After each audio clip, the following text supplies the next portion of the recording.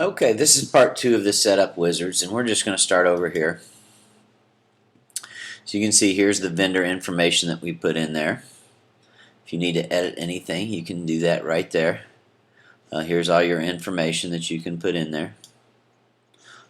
Always make sure you hit active, otherwise it's not going to work. If you want to add a new vendor, you just click add new vendor, fill in your information. Okay, now we're going to do categories. So you can see here's all your categories right there. If you want to do subcategories, you can. If you want to move these up and down, you can. Just like that. If you want to add a new category, that's how you do that. Always make sure you hit active. Hit submit. Go back. Supply categories. There's your supply categories right there. And there again, you can edit that information. You can delete it.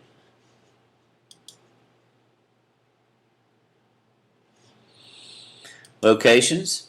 Here's the locations by default that are in there. You can add or delete it. If you want to add a new location, just click on that. Make sure you hit the active. Hit submit. So let's just do that. We'll do well 1. We'll click active.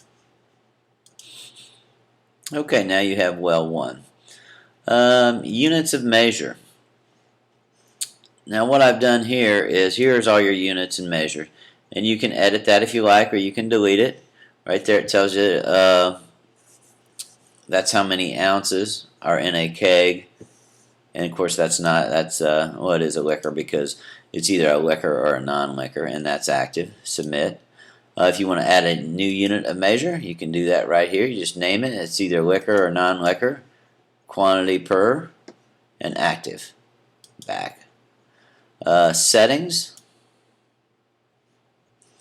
Okay, this is your prep. By default, it's going to do this way. And you can count your liquor in inventory or in bottles or ounces.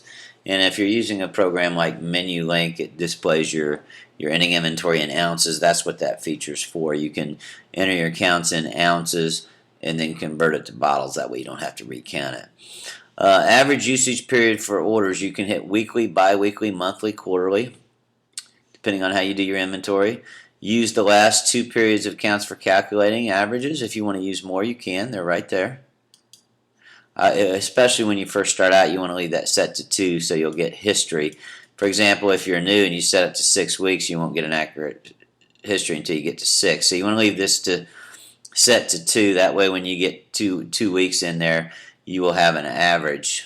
Okay, and then here's this is a feature default period for sales projections. I haven't developed that yet, but there that is. Here's your default fraction for counting. You can count it either way, and then default orders for reports, alphabet, however you're going to do it. Okay, so that's our preferences catalog. This is the liquor catalog. You can, as you can see, all those items that were checked are in there, and you can view them, you can edit them. If you want to edit this item for whatever reason, you can. Let's go back to our catalog. If you need to add a new liquor, just hit add new liquor. Here's the name, unit size, right there. Catalog, or category, I'm sorry. Here's your case quantity, vendor information, whatever you want to put it, any par.